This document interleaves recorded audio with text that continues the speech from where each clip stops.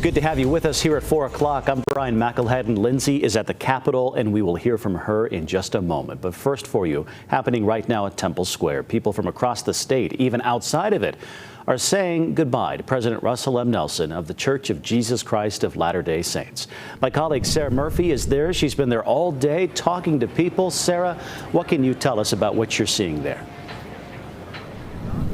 Well, you have it exactly right, Brian. A busy scene here at the Conference Center on Temple Square in downtown Salt Lake City. Remember, this is the first day of funeral services for the Church of Jesus Christ of Latter-day Saints' 17th president, Russell M. Nelson. He died a little over a week ago in his Salt Lake City home at the age of 101.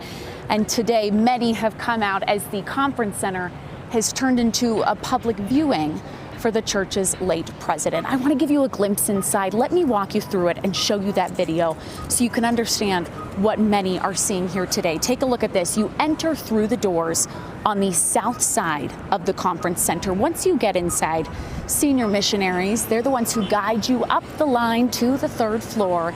And that's where you get to the viewing room, lined with photos of President Nelson and flowers from different groups and organizations like the Quorum of the 70 and the Tabernacle Choir on Temple Square. And then in the middle of the room is President Nelson laying open casket. This viewing has brought thousands out to honor him. Take a listen. We're here to pay our final respects to a most wonderful prophet, and we just knew that we had to come. It was an opportunity that we did not want to pass up.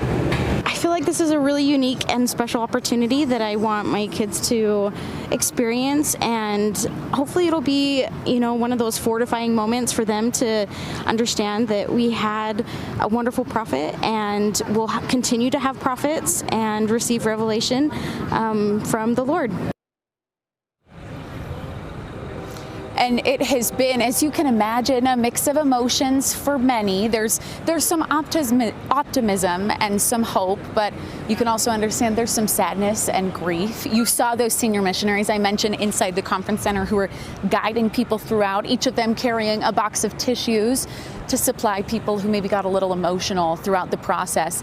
But a big question for many, something that's on many members and non-members' mind, is what happens next? Where does the church go from here?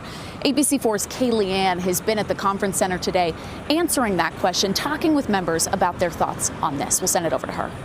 He has changed the hearts of so many members of the church and warmed our hearts and brought us closer to the Savior. Every time he spoke, every time he looked at you, you felt like he personally loved you. After saying their final goodbyes, members of the Church of Jesus Christ of Latter-day Saints are now thinking about the future.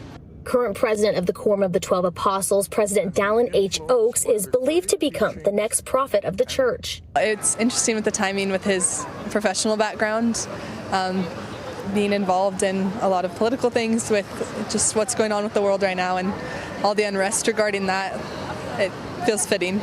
Traditionally, the most senior apostle becomes the next church president. Oaks is 93 years old, the same age President Nelson was when he became prophet of the church. If you could describe Oaks, how would you describe him and his leadership?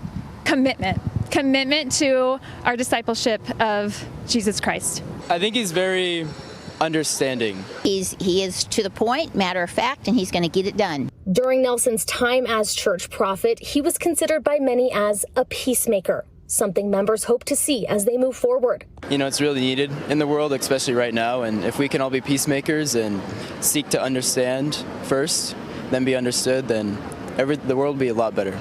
I love to see the progression of how the church is moving forward, and with President Nelson, he warmed our hearts and prepared us for the second coming, and I truly believe that President Oaks is going to strengthen us and give us the courage and the strength to proceed forth. We still don't exactly know when church leaders will sustain a new prophet, but they did say it will happen after Nelson's funeral and burial.